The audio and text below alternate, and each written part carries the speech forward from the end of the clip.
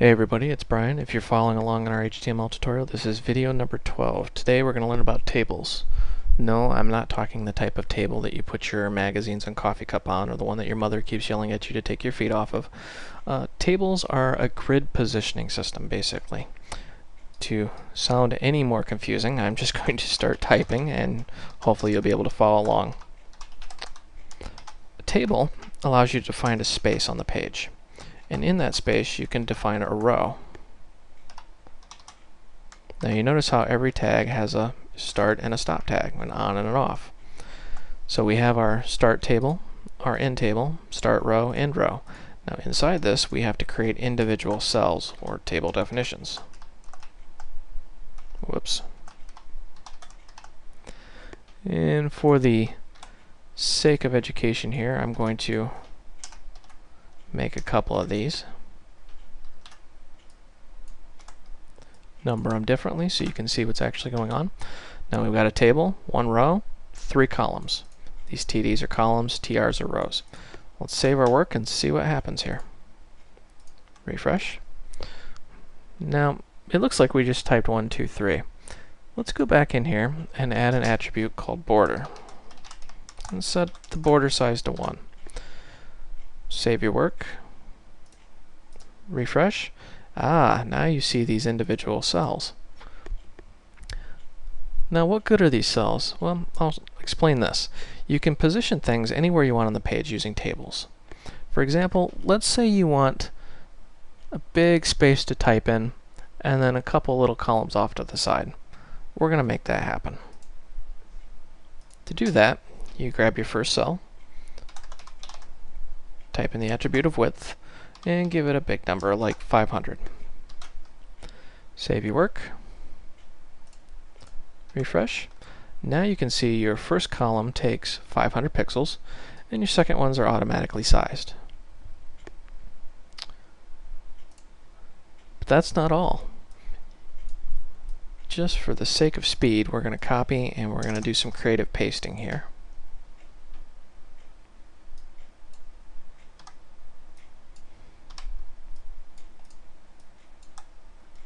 Save our work. You can have more than one row. You can have as many rows and as many columns as you basically want. Eventually your computer will run out of memory and die a horrible smoking death, but for your purposes, you can have as many as you want. Now, with these cells, you can control individual attributes. For example, let's say we want this first one, say the background color of red. And let's say this one, we want a background color of blue.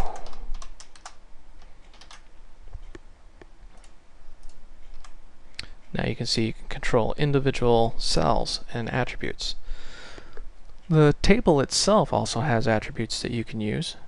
For example, the border. You can also set the width. We'll say 100%. Set the height.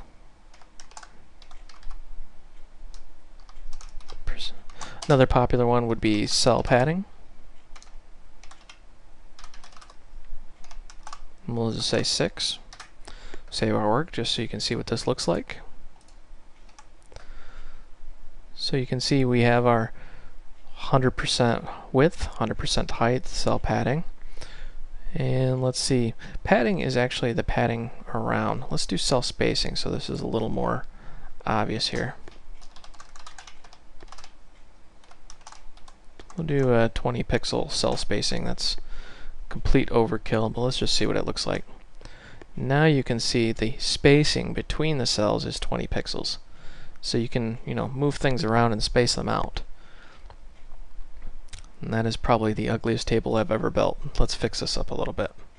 Usually I put cell spacing to 0, cell padding to 0, put spacing to a nice number like 3,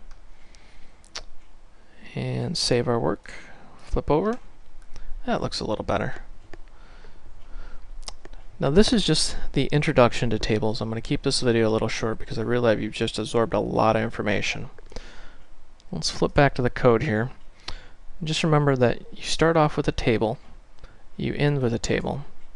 You have to start with a row end with a row, and inside those rows you can have columns. And inside your columns you have your actual information. For example, let's just say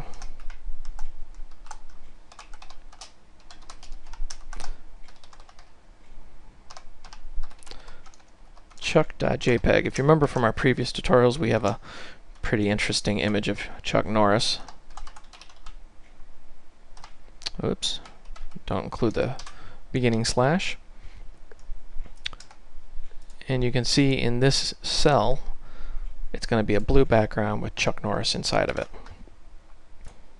So when we refresh, there's Chuck Norris, and unfortunately my screen's a little small here, so now you notice how this top one got small all of a sudden.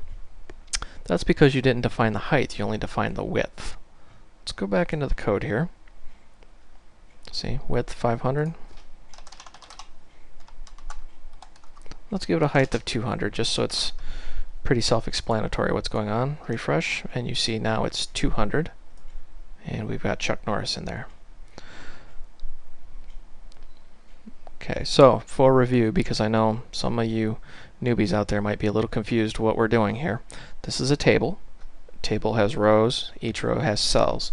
You can put pretty much anything you want in those individual cells. That's how sites get, an image on one side and text on the other, or, thumbnail galleries of images, things of that nature. Hope you found this video educational and entertaining, and stay tuned for the next one where we're going to be discussing putting tables inside of tables.